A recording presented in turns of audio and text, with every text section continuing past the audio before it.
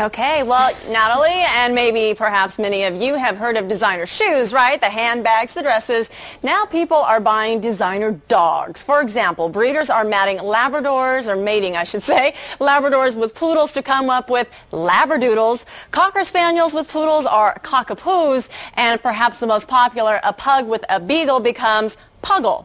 And not to be outdone, Paul is with the designer Dalmatians. These guys are mated with pointers. Paul. Yeah, and I have to tell you, this is really going to be an interesting conversation. And like you, I was expecting something, forgive me, something kind of dopey. You know, we've crossed a Shar-Pei with the Chihuahua just to see what it looks like.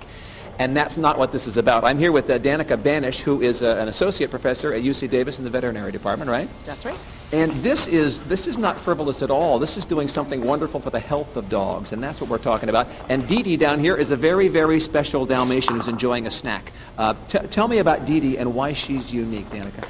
So Dee Dee actually has one pointer in her pedigree about 11 generations back, and that pointer allowed us to correct a health problem that the breed has. So all Dalmatians have a susceptibility to form bladder stones, and Dee Dee actually no longer has that susceptibility because of the pointer gene that was introduced.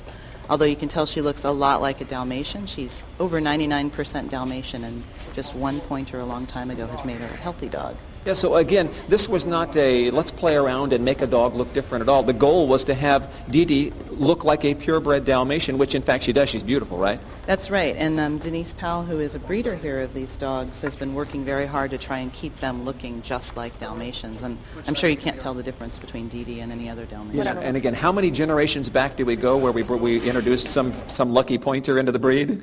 It was 11 generations back. Well, so do you know how long ago that was? When did the pointer? It started in 72. Okay, so it's been a long time coming, and again, every other parent in this dog's lineage has been a purebred Dalmatian. That's right.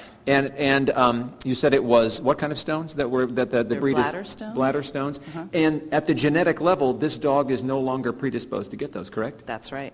She has been genetically corrected and made healthy. And we were chatting a little bit before we came here. There is a little bit of a controversy in that, as far as anybody knows, this is a beautiful purebred Dalmatian, but because there is that one pointer in its lineage, the American Kennel Club is saying, no, you can't enter these dogs in our shows, right? That's right. That's right. Interesting.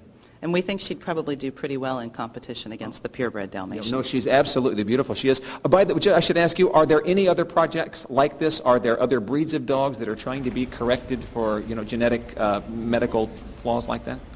There aren't in the U.S. that I know of. There was actually a cross done in England between boxers and corgis in order to introduce a natural tailless gene into boxers. So when docking was made illegal in England, they wanted to still have that boxer look.